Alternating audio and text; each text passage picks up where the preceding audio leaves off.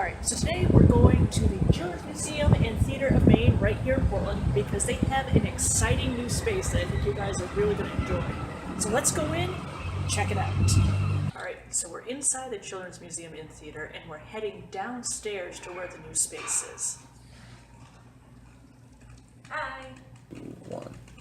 So we're here in the Children's Museum and Theater of Maine's new space action headquarters. And we have Tara Fletcher and what is your title here at the museum? I am the Exhibits and Visitor Services Assistant. And Tara was very integral in designing this new superhero space.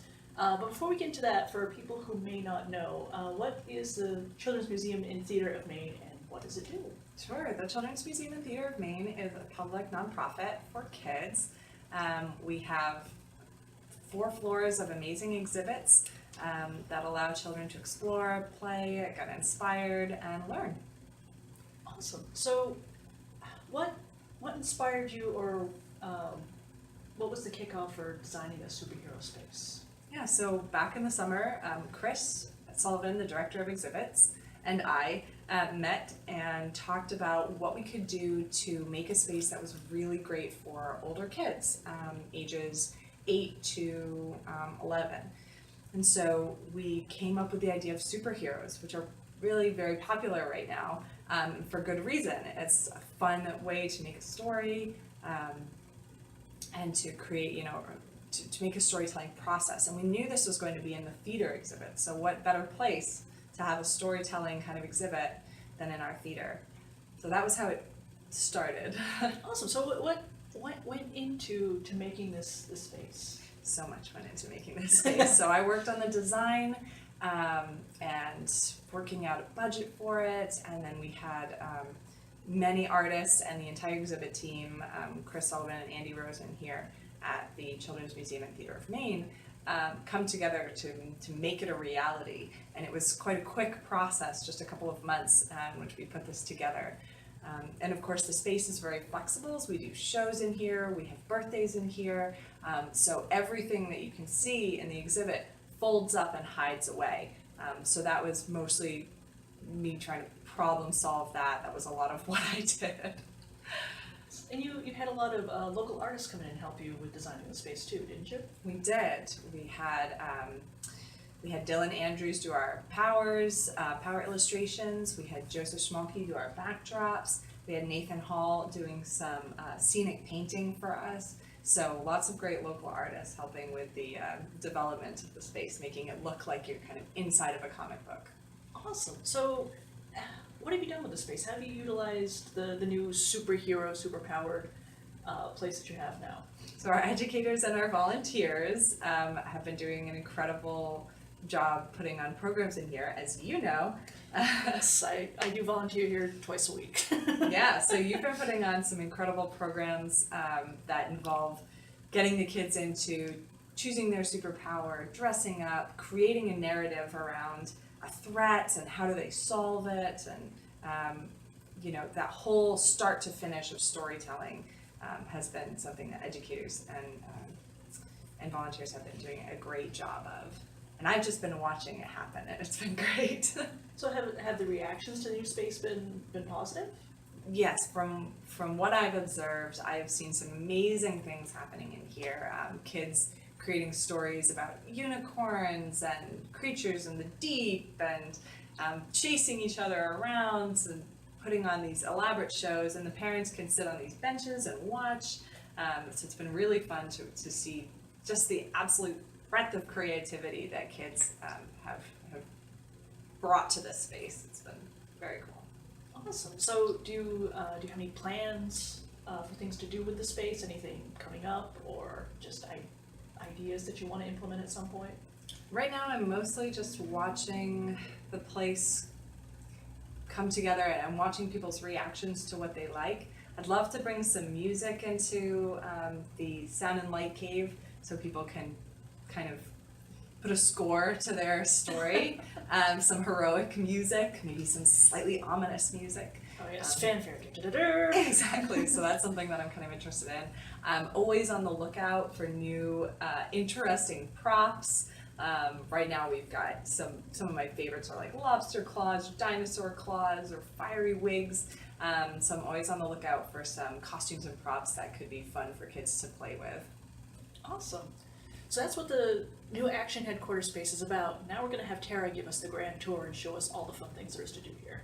All right, so this is the Choose Your Power section of the exhibit, which in my opinion is the first section that you should visit. Okay. When you come in, you're met with all of these powers to choose from, one of which is choose your own, so no limits here. Oh, of course, because I mean, kids often have powers they have in mind that they like to see from shows that may not necessarily be showcased here. Exactly, and there are some that are really obvious that I just didn't have room for, like psychic ability and things like that. These were all illustrated by Dylan Andrews, who's a comic book artist in Maine, so he's local. Yeah. Let's just take a look again. It seems like you've got the basic gamut covered here. We've got super speed, night vision, control the weather, flight, super smarts. I suppose you could always kind of group psychic abilities and super smarts. That's true, you could just mesh those. So we've got talk to animals, invisibility. What person didn't imagine being invisible at some point in their lives? Of course. Control fire, healing, super strength, breathe water, and then the choose your own. Choose your own. Awesome. This is definitely a great place to start. Get kids thinking about what kind of super abilities they want to have, and of course, being able to do multiple super abilities is always an option. Of course it is. All right, cool. Where do we go from here then? Over here to the telephone booth. Ah. Okay, so then we have the much needed superhero phone booth where it looks like people can pick their superhero outfits. Absolutely. Once you've chosen your power, you need an outfit to match. So, capes here on the wall. Not very Incredibles of us, but capes are a really good way to just say, I'm a superhero in an instant. There's a whole range of colors. Some even make you look like a creature or, you know, we've got bird wings, things like that, you know, if you chose flying or something. And of course, the telephone for taking distress calls. Right. You know what? Naturally. Yes, Commissioner. We're on it. Exactly. Perfect.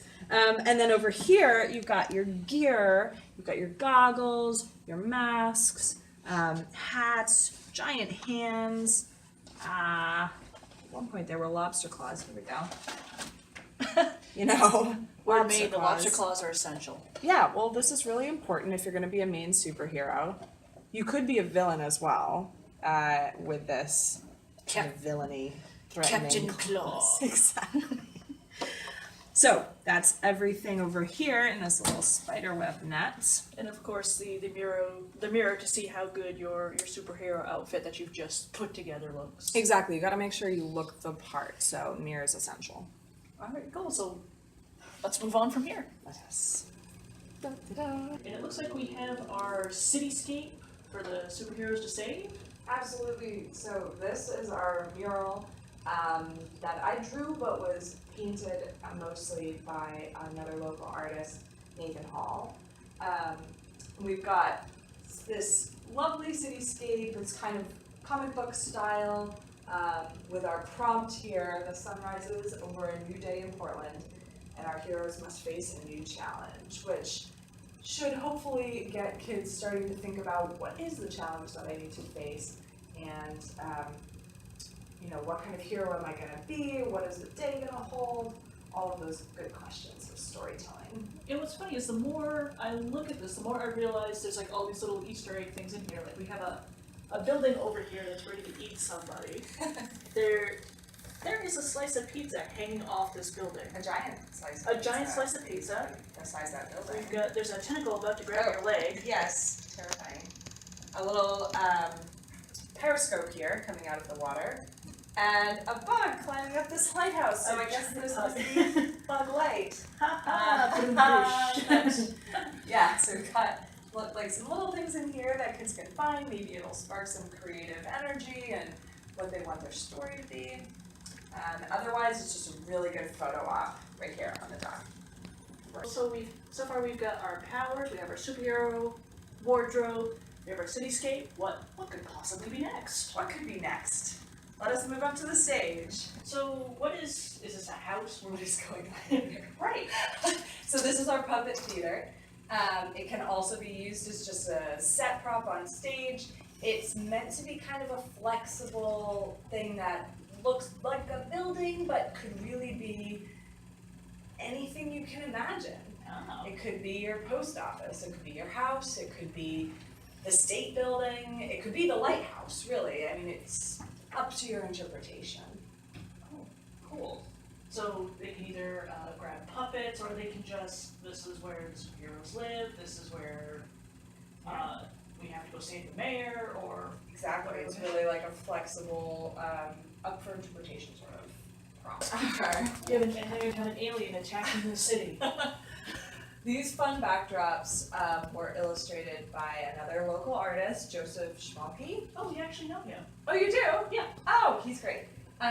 So he did these great backdrops for us that really set the scene if you're looking for a particular kind of threat or something to face. So this is my favorite, this crazy alien tentacles and fire in the background, very, very threatening. It's definitely what you think of when you're playing superhero and you want something big you have to conquer. Right, when someone wants a big enemy, this is perfect. Well, we've also got several others. Oh, cool. So you can change it whatever adventure you want to go on. Oh, exactly. A This one swarm of mosquitoes in Maine that is very, very possible real. and scary.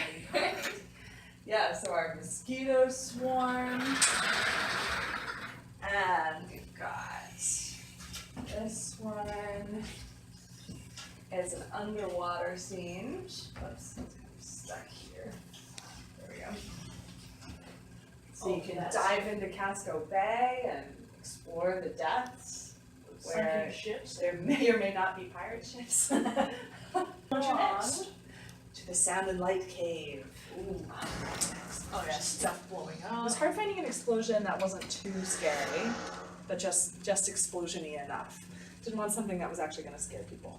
Right. My personal fave, this thunder tube, Oh really? which is tied close to the wall so that you can't really fling it around and hurt yourself. But if you hold it here, you can wiggle it just a little and make a pretty good thunder noise. Oh wow. Yeah, good, right? That's very awesome. There's also, a couple other tricks you can do, like shaking it.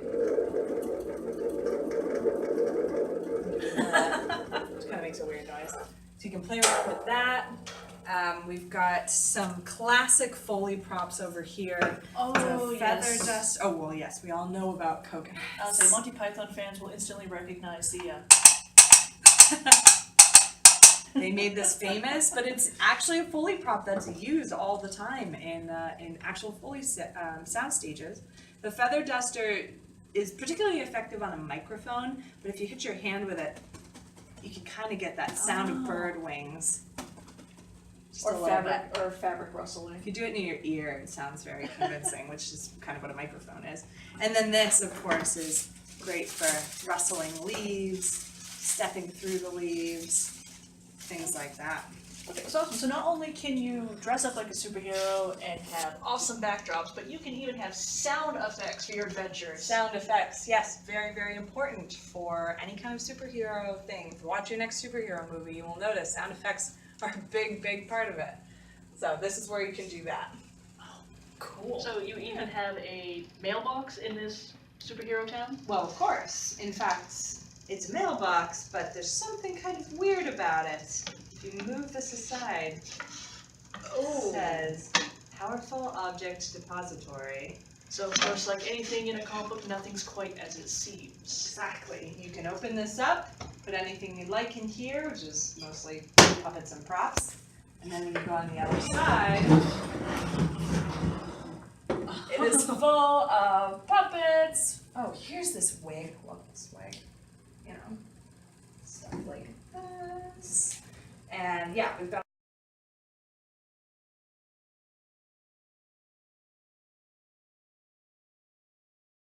in addition.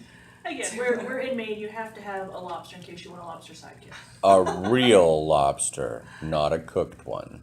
Right. Right. This is a real bay lobster that is still green and alive, kicking, snapping. Okay. So you can have any amount of either helpful puppet friends or puppet foes or Exactly. Yeah, or whatever. friends you, or puppets you think might be foes, and then they turn out to be just misunderstood, which I think is a theme of a lot of the programs that we've been doing in space. So that's been fun. And that is the new Action Headquarters space here at the Children's Museum and Theater in Portland, Maine.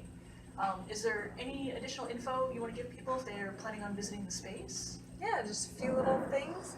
One is that this exhibit is foldable and folds up and will not be available when we have any birthday parties in the space or theater productions happening.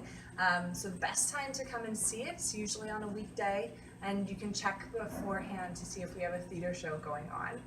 Our theater shows are also wonderful to come to, so if you'd like to, you can come see us. The next one I think is Peter Rabbit, that's going to be happening, so keep an eye on that. Other than that, it's just a real fun time to come. Bring your own cape and your own mask if you like. And you can bring your own costumes from home, or Yeah, as we showed you earlier, they have plenty to throw together a nice superhero costume for yourselves. fun here, yes. Awesome. Well, definitely thank you for taking the time to talk to us, and most definitely thank you for making the space. This has been awesome. Thank you, Amanda.